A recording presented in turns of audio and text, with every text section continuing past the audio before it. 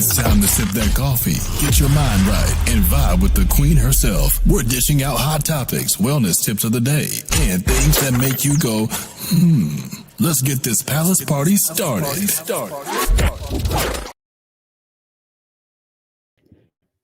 All right, all right. Welcome, everybody. Welcome back. I hope I'm not screaming in everybody's ear, but I am just so excited to be back on this beautiful, beautiful Wednesday morning. Of course, it's one of your favorite topics. We are covering corporate America. We talk all things corporate America on Wednesdays. So if this is your first time over here, welcome. We'll get back to the gossip, the entertainment of it all a little bit later in the day. But as of today, this is for my corporate crowd, my men and women that are in corporate America.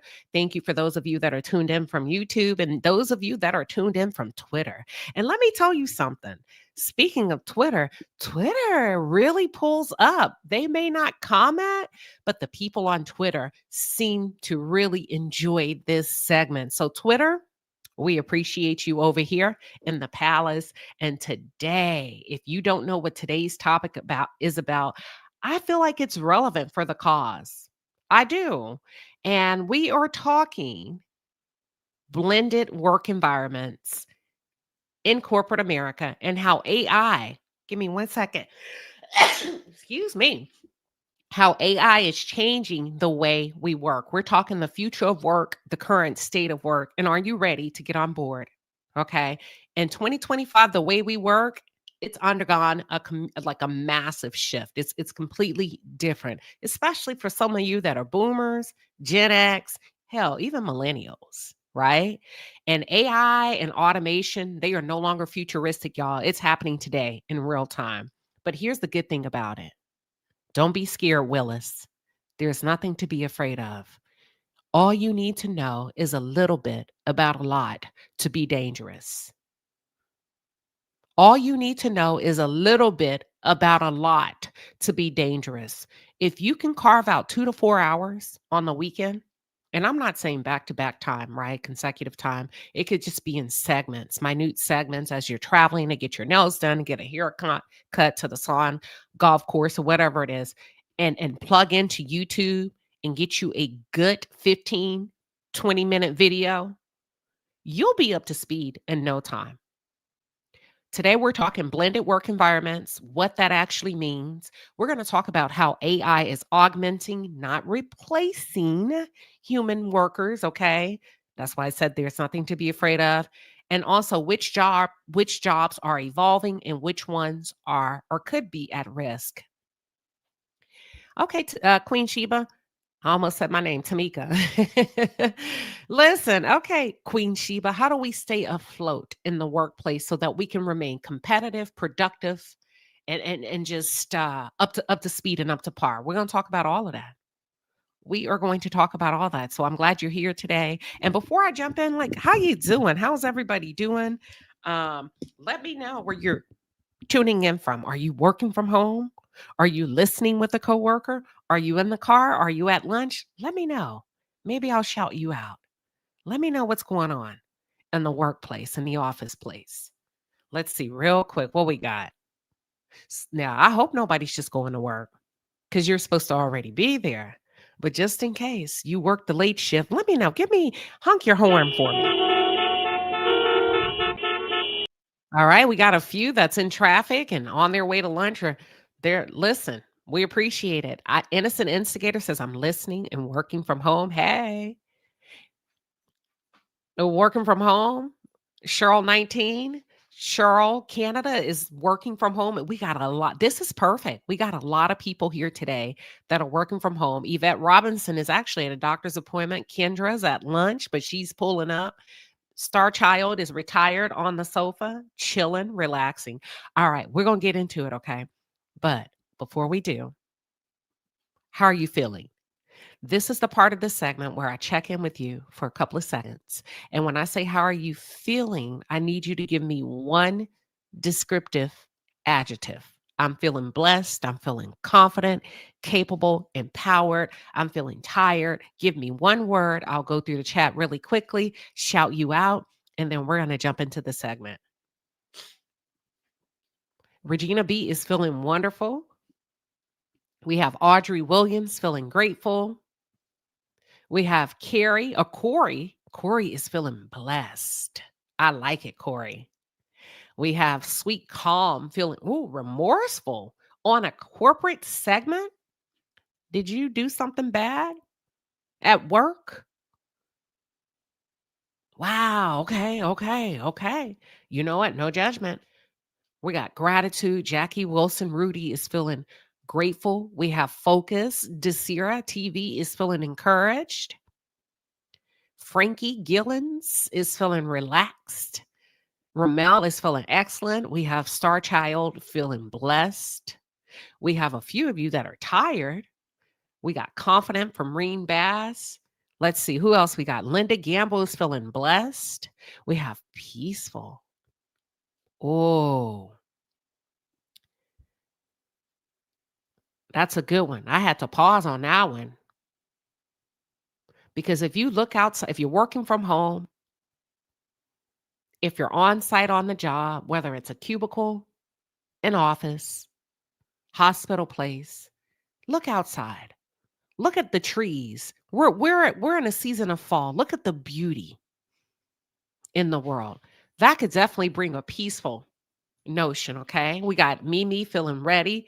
Aisha's feeling exhausted. That happens. Christy H is feeling thankful. Marlisha is feeling thankful.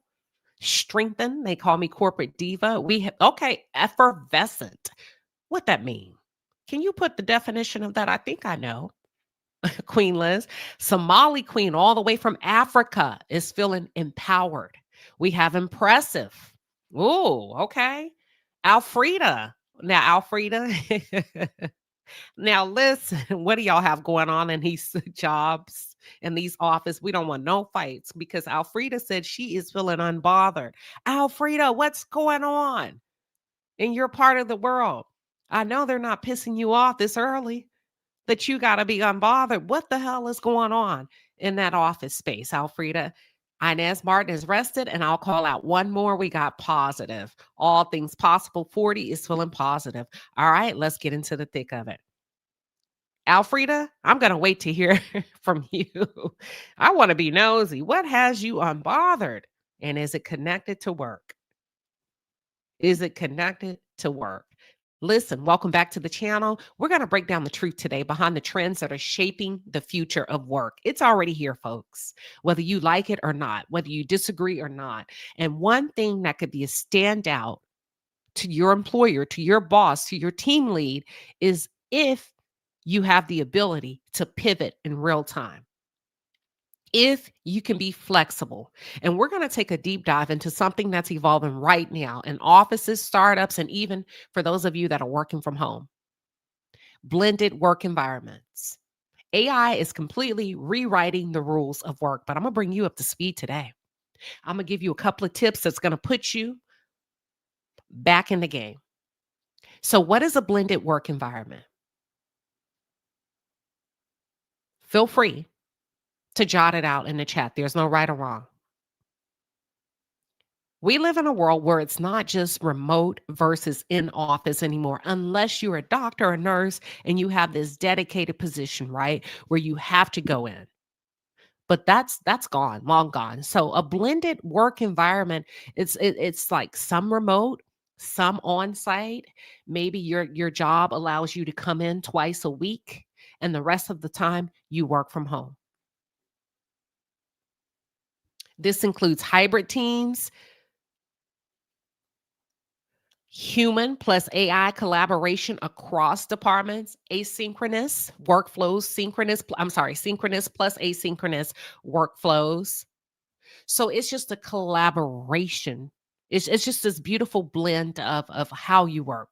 So when we talk about blended work environments, if you go to work all the time and you have to be in the office, in the hospital, you probably don't have a blended work environment for your position. But for those of you that have somewhat of, hey, I only have to go in 2 to 3 times a week. Other than that, I'm at home unless we travel. So I just gave you some examples of that. Now, when you think about blended work environments and how AI is powering the shift, AI is the fuel, y'all, that's driving the transformation for your workplace. It's not your boss, it's not the VP, it's not the senior director. They're just communicating and articulating the instructions that they receive from the top. So if you feel like, oh, my boss wants us to do A, B, C, D, it's not them. It's AI that is the fuel that's driving this transformation. And if we break down how AI is making blended work possible and even preferable, because some of you don't want to go in, right? Who enjoys being on site all the time? Who enjoys the blended work environment? Who enjoys having the flexibility of being blended, staying home, going in? Well, if we think about AI dictating how your business unit is run, how your corporation is moving into the future, let's think of let me give you a couple of examples in 2025 that may sound familiar. If we even start with the communication tools that many corporations and teams use that are powered by AI, think of tools like Notion AI, Zoom AI Companion, where after your Zoom meeting, you have these capabilities in these softwares that can summarize the meeting for you, right? Grammarly Go, where they can summarize, suggest next steps, give you prompts. Would you like me to A, B, C, D? Now, here's the thing about AI. When you think about that, that saves you a lot of time because after attending meetings, you no longer have to go and say, oh my gosh, what did we talk about? And worry about if you remembered anything. That's when AI becomes convenient for you, where you can kind of go in, copy, paste, formulate it into an email, incorporate other key components and send it out. That's a time saver. It can translate language if you're working with a very diverse team where English is not their first language. And not only that, it can read your tone. AI has become so sophisticated that it could read your tone and even manage follow-ups. What do you mean? If you understand AI and you give it the right prompts, it manages follow ups. Would you like for me to write a script for that meeting? Maybe you're presenting, you say, hey, I just need a 10-page PowerPoint. And you're kind of, you're giving AI the template. They come back and follow up with you. Also, AI generated meeting notes, virtual assistants, scheduling bots. Some of you, when you go get your hair done, with these beauticians and stylists, you get your makeup done and you have to utilize a link to go book your appointment. These are AI autos, these are scheduling bots, right? That could virtual assistant scheduling bots that can get you in and tell you which appointments are available. They have calendar tools like Clockwise and Reclaim that can auto schedule meetings for you based on your productivity. So instead of you going through your calendar saying, where can I squeeze in this meeting? There's apps, AI apps that can say, hey, listen, you, Toot Latrice, and Innocent Instigator have a 30-minute time slot available next week on Friday from 12 p.m. to 12:30 p.m.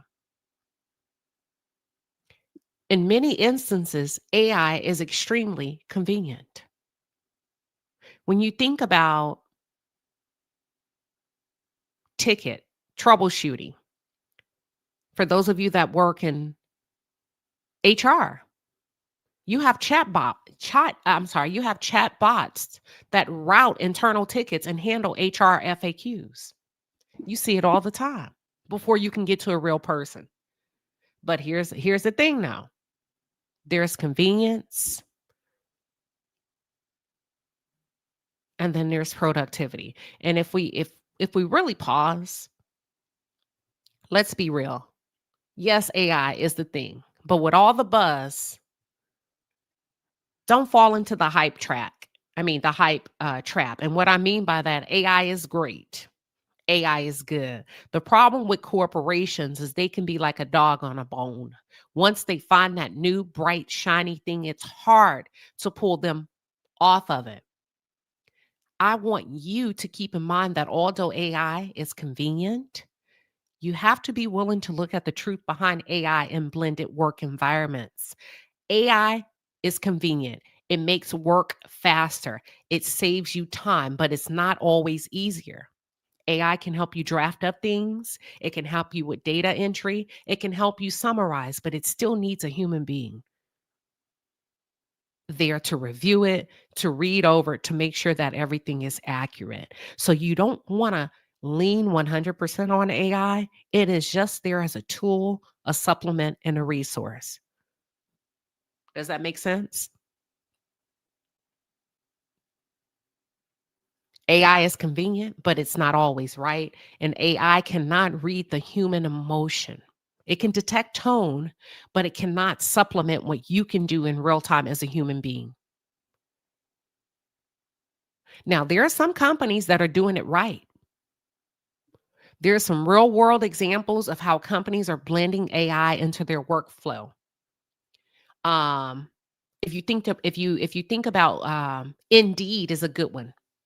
Glassdoor, where they're using AI to score leads, to kind of peruse through profiles, pick up on keywords that fit into jobs that are open, right? To score leads, to write emails and assist with customer service, prompting, different prompts, anticipating your needs when you call in for assistance, for customer service, when you think about maybe your cell phone carrier and things like that. So there's times where you have companies like AT&T, your cell phone companies that are doing it right. Press 1 to do that. Okay, that's great. You saved me a little bit of time. You probably have the top 10 prompts where you can anticipate my need in real time, but it still requires humans to verify tone at the end of the day. So typically AI serves as your first point of entry into that corporation or that business or that service, and that's the digital door. What do you mean, Queen Sheba? Let me break it down because I want to make sure that I'm using layman's terms where everybody can understand. Write this down. Digital door, digital front door, digital front door, digital door. Okay, when you go home and if you go through the front door, that's a physical door, right? That's what AI is for corporations. Many corporations are utilizing AI. So in order to come in to receive help, to get assistance, that AI is the door you walk through. Now, you may have a human being that can assist you behind the door, but typically, what corporations are asking you to do is to put AI in front of you as the digital door. We're going to utilize the digital door to speed up the process, to anticipate the need. If we can't get to the bottom of it, that's where you step in as a human being to make sure that AI got it right. Did I break that down? Are you following me? Do you understand? I'm giving you lingo of how to, you just need to know a little bit to be dangerous. So AI serves as a digital front door for the needs of the customers, the market, the employee. And corporations just want to know that you understand it and you know how to shift and pivot and put the door in front of you so that they can use you in other places and make you more productive.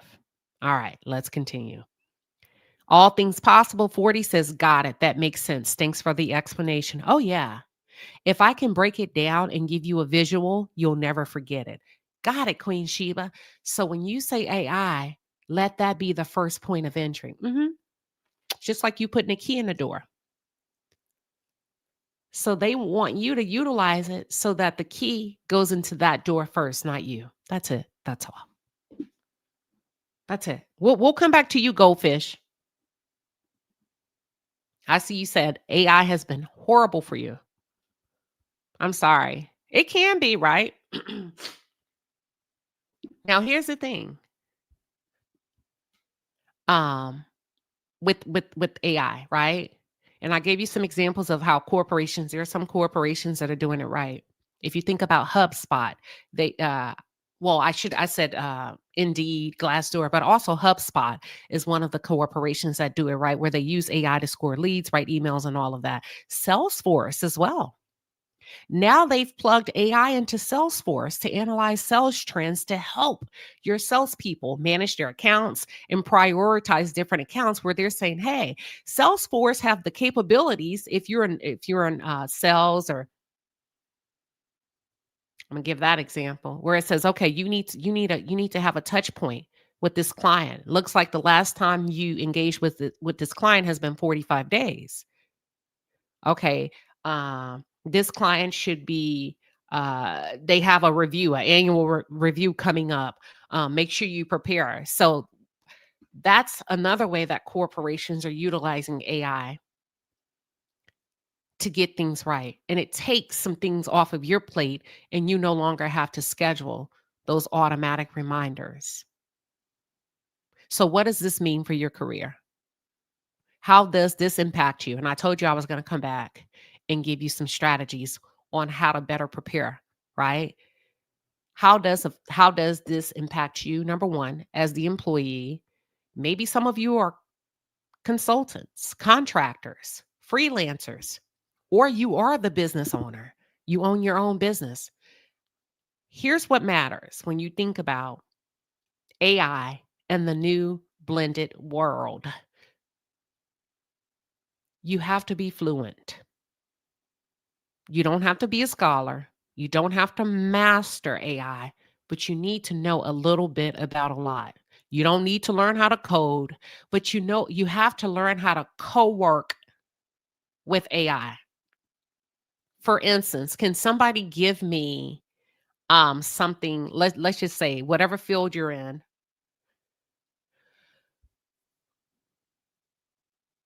you want to utilize AI to save some time, right? Give me an example, and I'll use you as a live example of what you would type into AI to assist you at work. And I'm going to tell you how to do it correctly when we talk about being fluid. Learn prompting, validation, and feedback loops. If somebody could just write an example,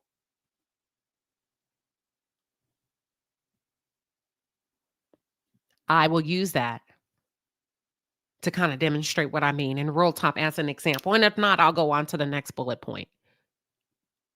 I'll go on to the next bullet point because I know some of you probably aren't familiar with this topic, but you're just here to support, and that's okay too. Yvette said, this is good and very educational. Thank you. Absolutely. Absolutely. It's my pleasure. Okay. I don't have any examples, so I'll go on to the next one.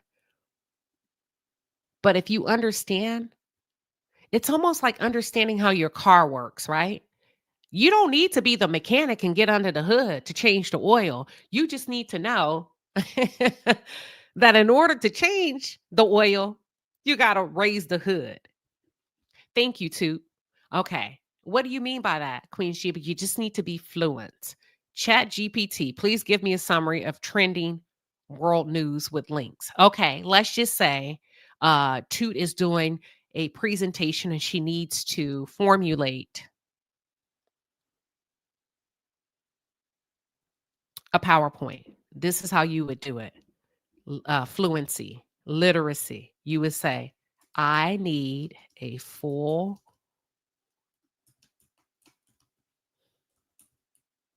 hold on.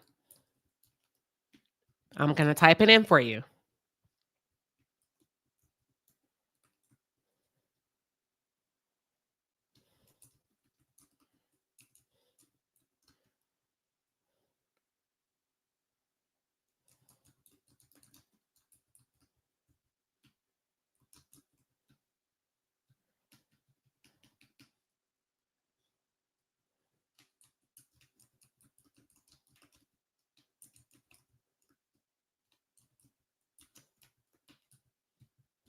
Hold on.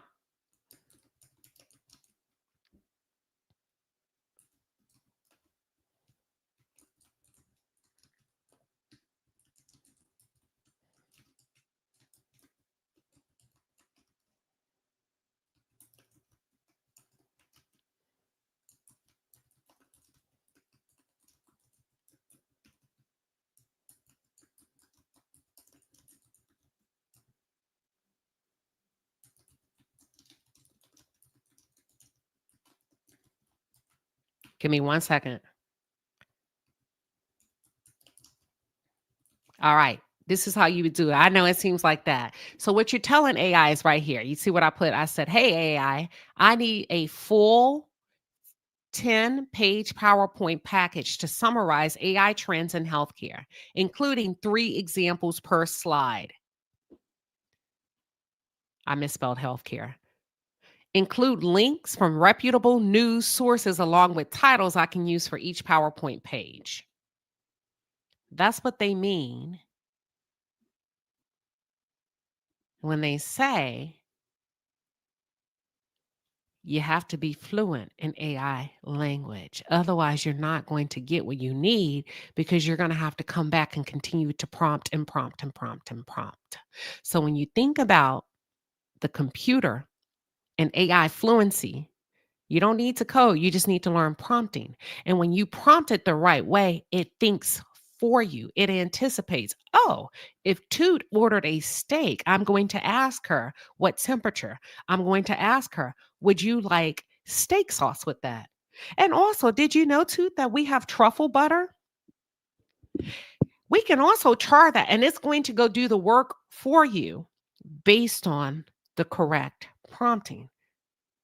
If you prompt it in the right way, it goes out and it anticipates everything you'll need for that discussion, including questions you can ask your audience or questions you can anticipate from your audience. And before you know it, you are fully prepared. You didn't cheat. You just saved a lot of time where you're not out there having to do the deep work and the research on your own. You take what you need, you discard the rest. That's the first thing of how you can better prepare to save your job, to show up ready to go so that the blended workplace and the AI taking over does not impact you directly. Number one, you got to be fluent in the new digital literacy. Number two, soft skills are now superpowers. Now, I beg to differ. To me, soft skills have always been superpowers. Queen Sheba, what do you mean by soft skills? Let me tell you something. There's no machine that could ever outweigh what you do and what you bring to the table. When I say soft skills, this is exactly what I mean, what you see here on the screen. Soft skills, that's your empathy, your leadership, your ability to do with people and make people feel what a machine or a computer could never. The way I'm storytelling, you know what storytelling is? The way you captivate your audience, your patient, your boss. Critical thinking, reading between the lines. Yeah, AI can summarize, but they don't know the truth from the lie. They don't know fact from fiction. They're operating on prompts. Your critical thinking is where you get in and you say, guys, I get this, and I know that we've utilized AI to predict this and this and that. But here's some things that we haven't considered. Critical thinking, storytelling, empathy, patience, kindness. These are all AI proof. The computer can't do that. So keep that in mind as you begin to think about, how does this impact me? Am I going to lose my job? Am I at risk? Not really. Not if you know a little bit about the language and how to prompt AI to work for you. Not if you know how to go back and tap into the feedback loops that AI has available for you. The feedback loops is, do you need A, B, C, D? Would you like steak sauce on your steak? See, you just ask AI to cook the steak. Don't miss the part where AI comes back and say, would you like steak sauce? Would you like truffle butter? Oh, Queen Sheba, so that gives me a competitive advantage. Yes. Watch this. Fluency, soft skills. Number three, remote work. If you work from home, let AI handle the busy work for you so that you can focus on what matters. You can focus on the outcomes and not the hours. If there's something that AI can do for you, it's almost like delegating it to AI. You do it. Let AI do it. Number four, jobs aren't disappearing, they are evolving. And the people that are getting the jobs and keeping the jobs are the ones that are fluent in the digital language, the ones that have soft skills that can get in there and kind of realize, hey, there's some gaps here. And I'm glad we finished a day or two early on this project, but here's some things that AI did not capture. Imagine you showing up like that in a meeting or the workplace. And it doesn't have to be a lot that you've called out that AI may have missed. It could be two bullet points, it could be one where people are like, wow, good catch. Boom. Jobs are not disappearing, they are evolving. You still have a job, it just may look different. How do you adapt? Here's 5 things that you can do to stay ahead in a blended work environment and how you can stay ahead of an AI driven workplace. Start practicing on how to use AI tools in your personal life.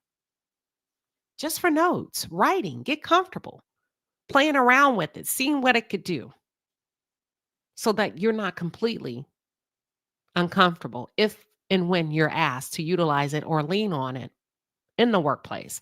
Number two, take courses. Some of y'all say is it Coursera, Google, Microsoft offer free or low cost AI certification. I wouldn't say you need to be certified in it to know how to use it. Hell, you can go to YouTube. You don't need to know a lot, just a little. And if 20 minutes seems like too much, find you a 2 to 3 minute video. Don't start learning how to use it if you don't understand what it does. You could start as simple as what is Chat GPT and what does it do? And find you a 2 to 3 minute video where you play it while you're in the shower. Guess what? You're off to the races. Maybe the next weekend is said, you may do a 2 to 3 minute YouTube video on what's the best ways to use AI in and type in your work where you work, healthcare, oil and gas, HR, right? What are the top 5 ways the marketplace is utilizing AI in whatever? Audit your workflow. What are you doing manually that AI could assist you with? Remember, I said if you work from home, let AI do the stuff that you really don't have time to be doing. Automatic meeting invites, summarizing what the meeting is going to be about, automatic emails, automatic reminders. What are you doing manually that AI could take off your hand? Talk to your team. Advocate for blended work practices. Tell them, hey, start practicing using AI. Get comfortable with it. It's here to help, not replace you. And if you can learn a little bit about a lot, I think you'll be okay. You don't have to be a master. You don't have to be a scholar. You just need to know what it does. That's it. What it does and how to use it should you need to. That's it. That's all. AI, you still make the final decision.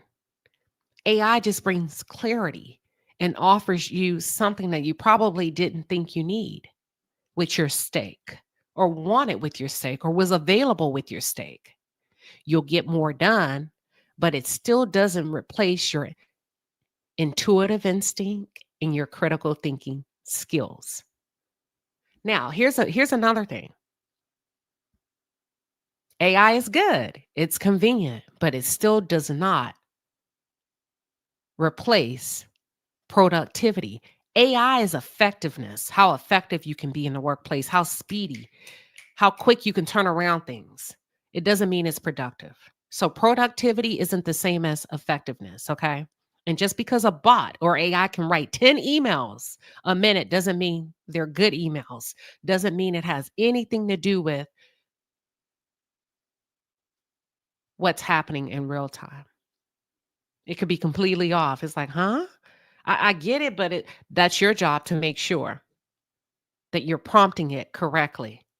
The human touch still matters. You still matter, especially in leadership, strategy. If you have a strategy role where your job is to think about the benefit of your team, the benefit of the corporation, the benefit of the business unit, and storytelling. AI cannot touch you when it comes to leadership, strategy, and storytelling. AI won't replace you, But let me tell you who would replace you and what will replace you.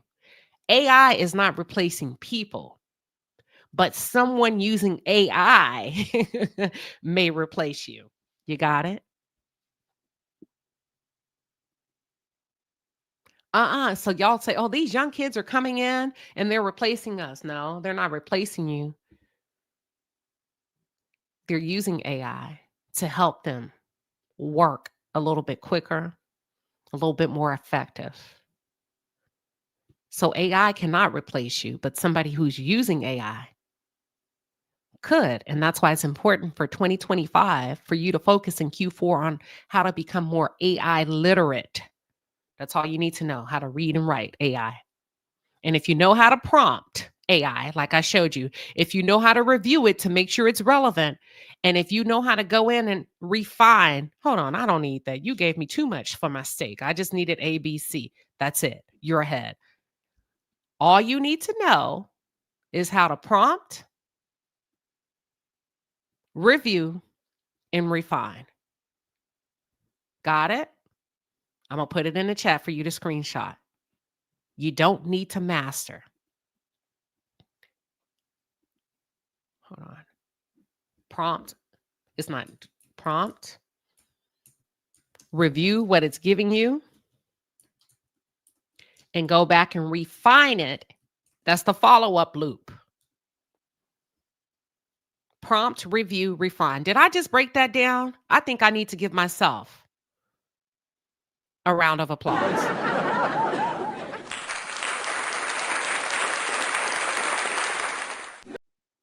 Prompt.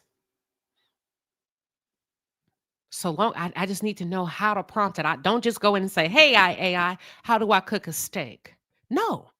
Say, hey, AI, how do I cook a bone-in ribeye so that it's not tough for my guests who like their steak cooked well done? Oh, now that's the difference between you and somebody that says, how do I cook a steak? Now we're getting into the, ooh, Queen Sheba, that's good. Prompt it the correct way, it'll think for you. The more detail you give it, the better the recommendations are. Got it? Prompt, review the recommendations to make sure it actually gave you on how to cook a steak and not a chicken, and then go back and refine with the feedback loop. The feedback loop is, do you need anything else? Would you like dessert? Did you save room for dessert? Here's what you can anticipate. Do I need steak sauce? That's it. That's all. I don't want to make it too long.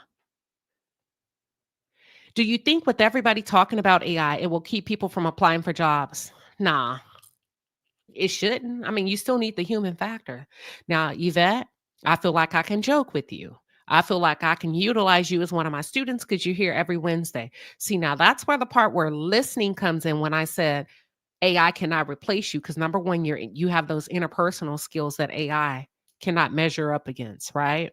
So it can't really replace you. The person that can replace you are the people that utilize AI for convenience and to save time. What would take you 3 to 4 days to research, AI can do in 30 seconds. Thank you, Toot. Toot say you did.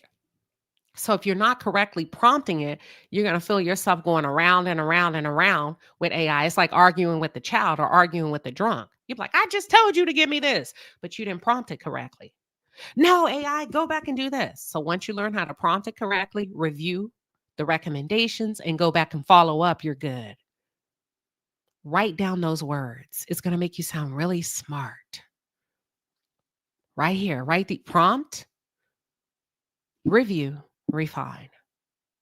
Even if for your teams, for those of you that are in leadership positions and you're sending out, hey, listen, feel free to get familiar with AI. Here's the 3 things you probably want to focus on and or prioritize. Learning how to prompt AI, reviewing AI recommendations, and going back and refining any of your ask. Let me write it down because I have a strong accent. Refining any of your ask.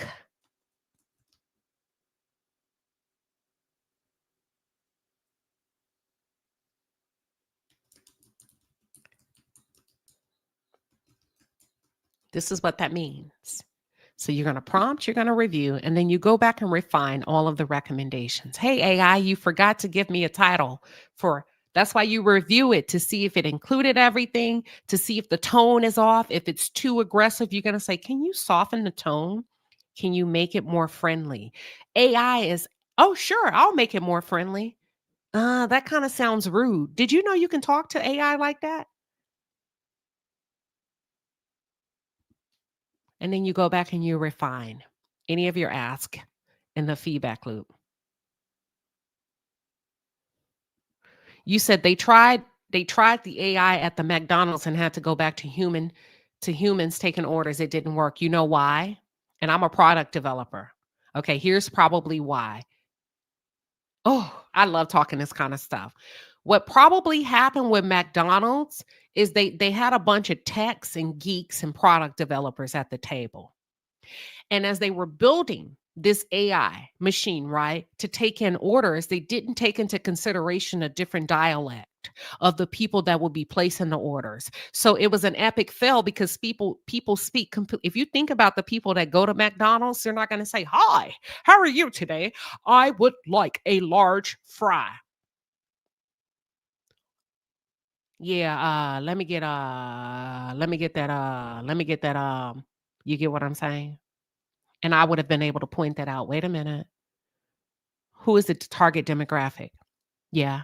McDonald's customers. Okay, but we have to take into consideration a different dialects that's going to be placing the orders. So if you're going to prompt it and it's reading your tone as opposed to the tone of the real customer, you're going to fail epically. You get what I'm saying? Innocent instigator.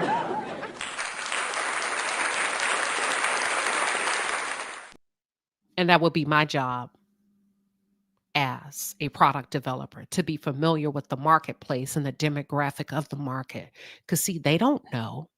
Those engineers, those those guys, those the they don't. It's my job. It's not now. My job is not to tell them how to do it because they're gonna get it done. My job is to tell them what to consider while building the product. That's all I do as a product developer. Change the tone of it. Can you drag out the accent? And as long as I can tell them, they're smart. But if you don't have the right people in the room to give them precise recommendations and or instructions, and that's what happened. Mine, what y'all got to drink? Yeah, so they probably would say, and they missed it, and they missed the mark. That's what I think. That's what I believe. Does that make sense? All right. Okay, you said AI takes orders for Bojangles and it's pretty accurate. But here's the thing too about technology. It's convenient, but it's not always productive. If you go through Uber Eats, if you go through DoorDash, and yes, you can order your food on the app, but do you see it limits the substitutions and it also limits your ability to be able to communicate? I don't want this. I want that instead. I can't have this because I have an allergy. There's no place for that. Guess what? Because the computer cannot pick up on it. And that's what I mean by that. That's where you come into place. That's how you can make a difference in the workplace by utilizing your critical thinking skills. Let me drop the link to see if anybody has any questions regarding your role, your position, and your questions about AI and what you can better do. And after that, we're done. Q Catrice, you said it sure does. What are you talking about? Write it for me real quick because I want to read it. Shar says that's true. They went back to humans at Taco Bell near me because the AI kept getting the orders wrong. It was misinterpreting what the customers were saying. Right. Right. And that's where I felt, oh, I love product development. But if you don't have the right people and see, they're doing their job, the human beings that are predicting and saying, oh, we can make orders faster at Taco Bell.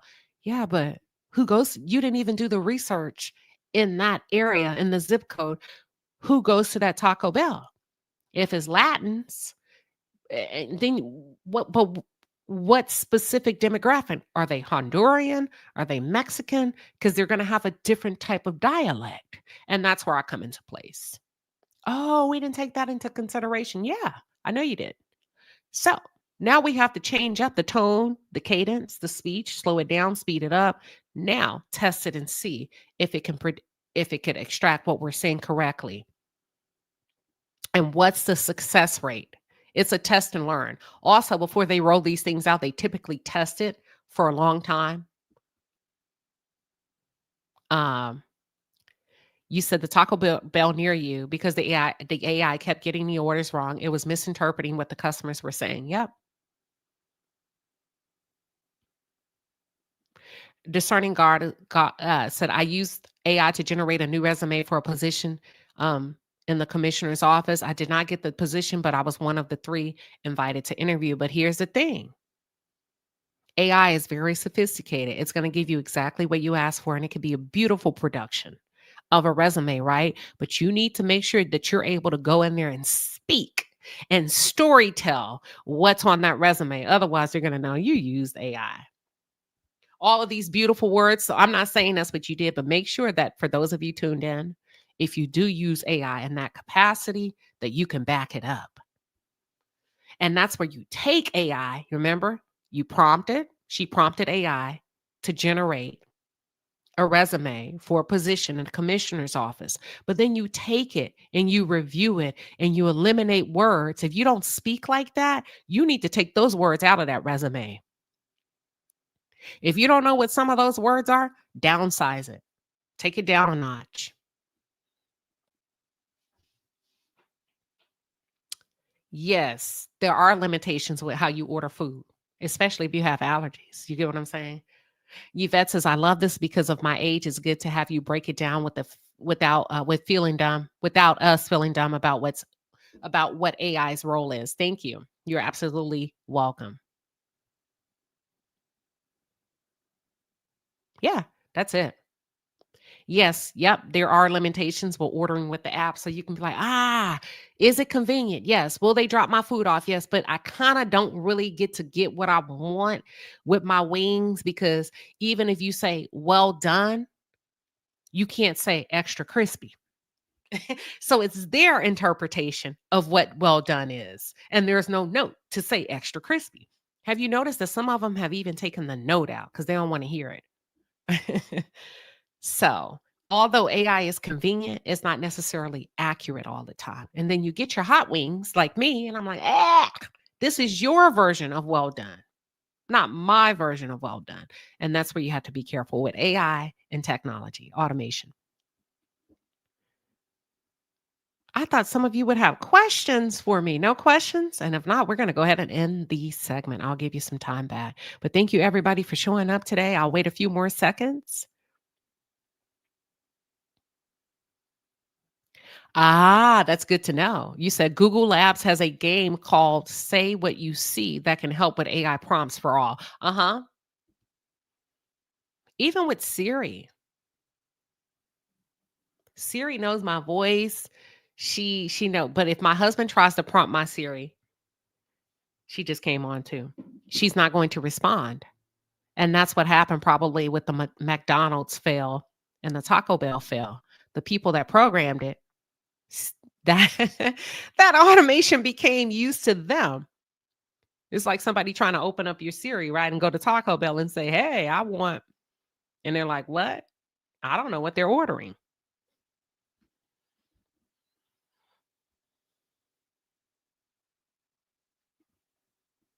Okay, Shar says, Shar, are you, tell me what you do for a living real quick. Just say, I do this. I've done it for this year.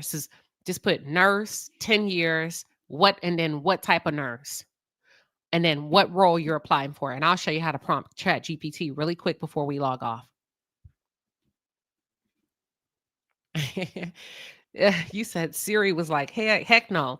But that's what happens when they're formulating these automated systems for AI to take your order. It's almost like somebody trying to use your Siri because it's programmed for you and not them. You get it? It's programmed for you, not them. Thank you, Aisha. I'm glad y'all are. Look, we're going to get up to speed. You said, thanks, Queen. This was good. Absolutely. I want to make sure that we win out here in the workplace.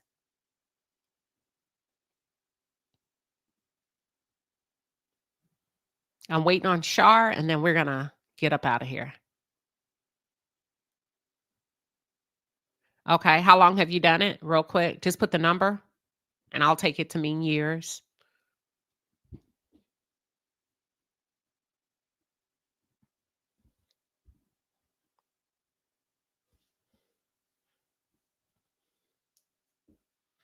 I think AI is very good in technical jobs. IMT authentically. She says, Queen, I use AI daily working at a hospital in finance. I was a little nervous at first about losing my job. Then our boss explained we would be working on more technical problems.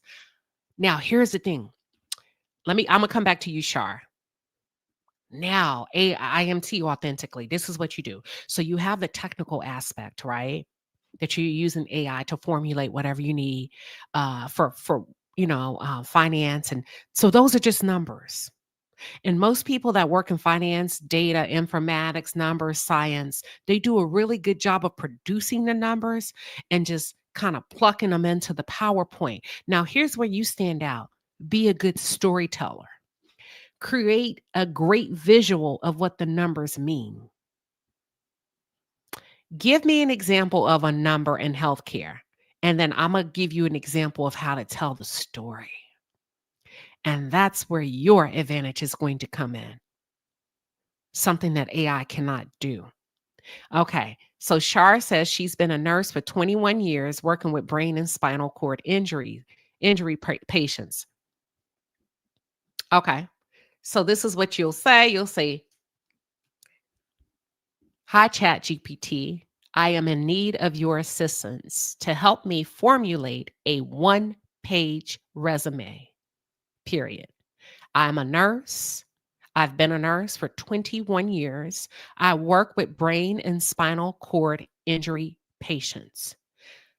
I would like for you to highlight some of the most important aspects of my job with outcomes attached to the bullet points." That's how you prompt Chat GPT. Do you got it, Shar? So if you come back to the 54 timestamp, Shar, in this video, clip it, save it, and that's how you prompt Chat GPT. Once you become really good at it, you don't need to use my words, you use your words. And if it comes out with something, you can say, make it shorter. The sentences are too long. Take that part out. Da da da da da. Got it, Shar? All right.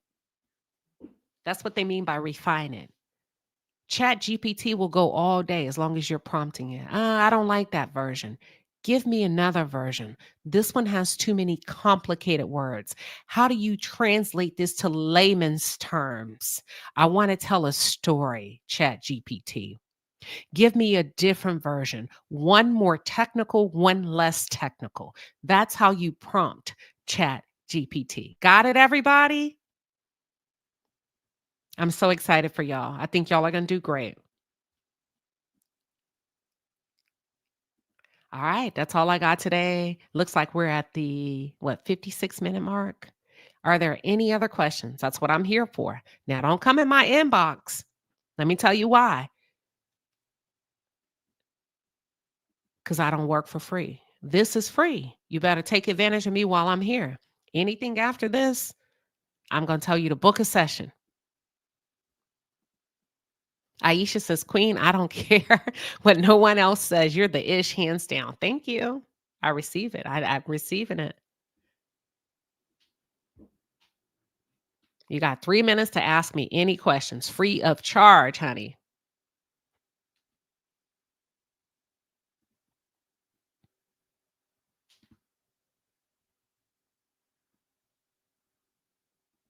All right.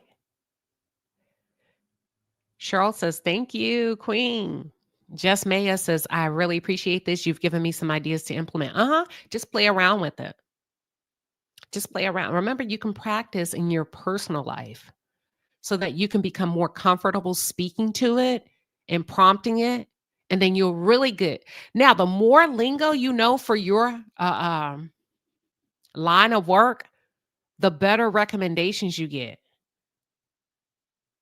You can go back if you're using Chat GPT Say, give me an entry level version of this resume. Now give me a mid level version.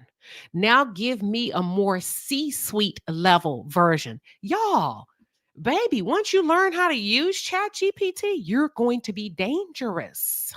But make sure you can speak to it and storytell exactly what's on that resume. And if you're not there yet with your words, then keep the mid level or the entry level and throw in some high level words every now and then. Thank you, Jackie. She says, excellent session.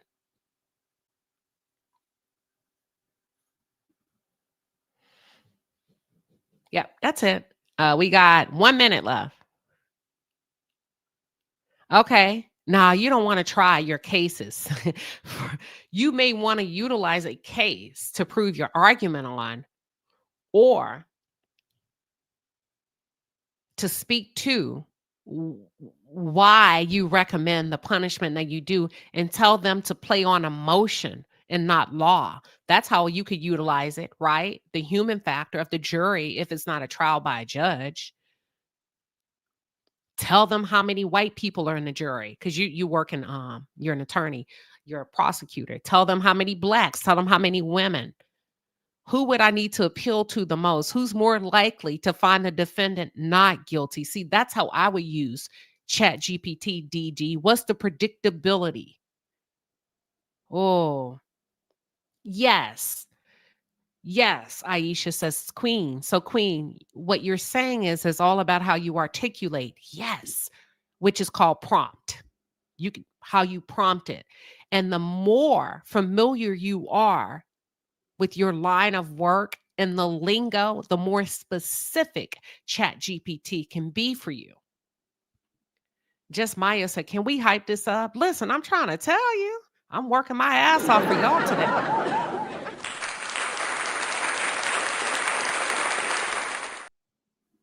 And listen, let me just tell you something. I'm going to go ahead and toot my own horn. Y'all get back. I'm coming through. I'm coming through. Any and everything I do with excellence, including YouTube. Every time I present to y'all, I do not take away. I giving you the best that I got. I always give 110%. It doesn't matter to me whether it's paid or unpaid. And I've made that a consistent habit all of my life. So if you can get into the habit of showing up as your best self, no matter who you talking to, whether it's 1 or 1 million, 2 or 2,000, before you know it, you just become the cream of the crop. Before you know it, there's a huge gap between you and the 95%. That's how I want you to think of Chat GPT. Every time you go and you use it, don't get lazy, prompt it, use the right words, because you get lazy, it gets lazy. I think you can share it and hype it up, or you can wait till it's done. But yeah, I really want you all to win. Just post it all over your LinkedIn if you'd like to. Wherever you feel like people would benefit the most, tell them it's free, whatever, wherever you feel like it would be helpful. So you're going to win. If you stay over here and you listen, you're going to show up a little bit different. Take your time.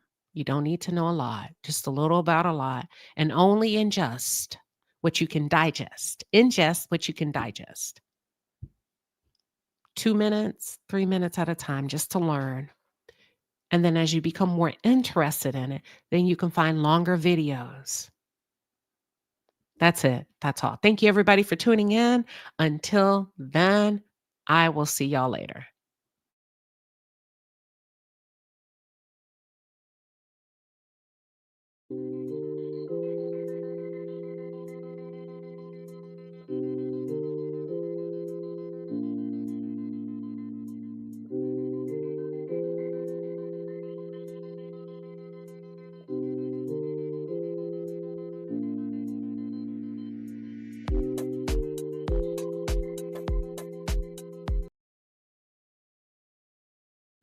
Hold on. I was just about to go, and I saw a question come in from Kendra Curry. She says, can you help me, or can you tell me how I can use chat GPT to explain to my clients all hair textures aren't the same, especially when they're not using the correct products. So what you will want to do is you would need to know immediately, jot down the different textures.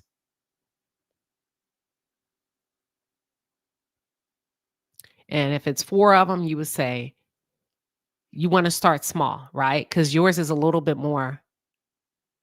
I'm here. I'm here, Kendra. So let's just say, how many textures are here like that you typically work with? Give me that real quick before I leave. If y'all can still hear me.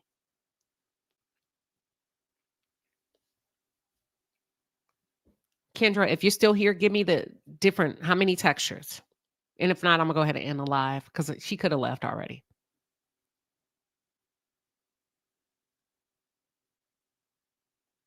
Am I still here?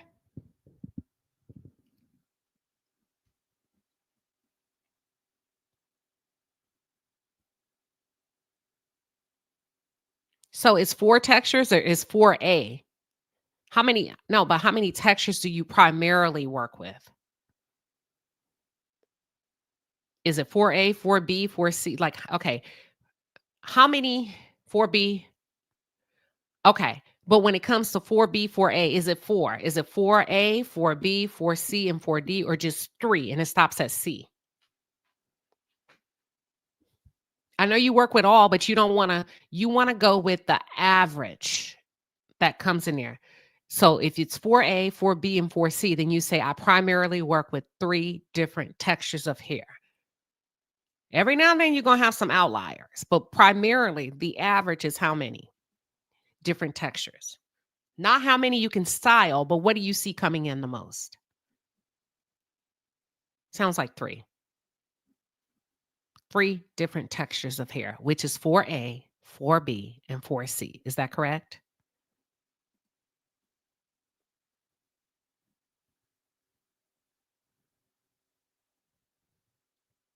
She may be doing hair right now. 4A to 4C. So 3 textures. All right, there we go. You see how more specific you have to get with Chat GPT? Hi, Chat GPT. I'm a stylist. I work with African American hair. I work with hair 4A, 4B, and 4C. I am needing your help in outlining the differences between the 3 textures. That's what you start with first. Chat GPT, you're going to prompt it and you're going to hit enter. It's going to come back. It's going to give you all of this information. And I guarantee you, you're going to learn something that you didn't know. Then it's going to come back and say, would you like for me to give you blah, blah, blah? Then you can say, what I would like for you to give me is the industry recommendations for the best products for each specific texture. Please stay within a $10 to $30 price range. Boom. And then it's going to give you something. And then you can ask for something and you can go back and forth. And that's it. Does that help?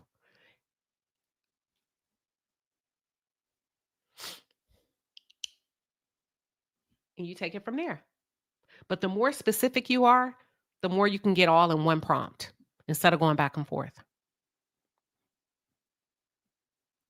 And it's okay to speak slow. All right, Kendra says, okay, yes. Okay, there you go. Tell them what you work with. Tell them the race. You need them to outline the differences between the different texture. Please include the products, the best products in the industry, ranging from $10, I would probably say to $50. That's it. Because most people can afford a $10 to a $50 product. And then you, once you take it, I want you to read that information when you get it over and over, that you'll be able to tell a story. See, that's where storytelling come in. And you can say, well, here's da da da da da, your hair based on, and then you're going to remember what Chat GPT says, ABC. I would probably qualify you as a 4B texture. My recommendation, depending on your budget, is that this is what you start to use in between your time with me. That's going to put you on a map. Great customer service, great recommendations, great ways that your customers can maintain and upkeep their hair until their next appointment. Also, you'll begin to say, why don't we document the difference between when you first started with me and now that you're using these products I've recommended? And let's see what the outcome is over the course of a 6 to 9 month period of us getting your hair back into decent shape or whatever. All right. Let me go, y'all.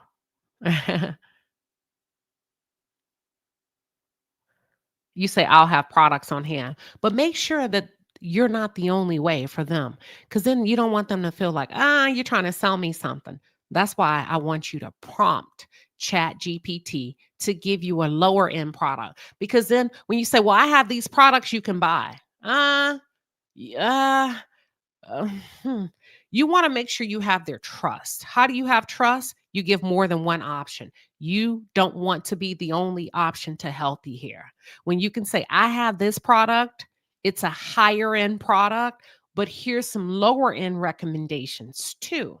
When you do that with a woman like me, I'll be like, you know what? I like that because you didn't try to make me just buy from you. Let me have yours. Let me start off with yours. If I don't like it, I can make sure you're not the only option. It creates a funnel of trust. But if you're the only option, you don't want them to think that you're just trying to sell product, even if you're right. Got it? That's where that human factor come in. You're keeping an open mind about their budget. I got you. Okay. But you also want to have different give them the options. The more you give them, the more they trust you. Even if you're giving it to them for free. And if you run out of this, here's some other options, okay? You can go to Sally's, you can get A, B, C, D. So good job, Kendra. I got you. All right, everybody. Thanks for tuning in. I went over. I'm 10 minutes. Sorry, y'all. I went long today, didn't I? I hope you enjoyed the live. I will see y'all later.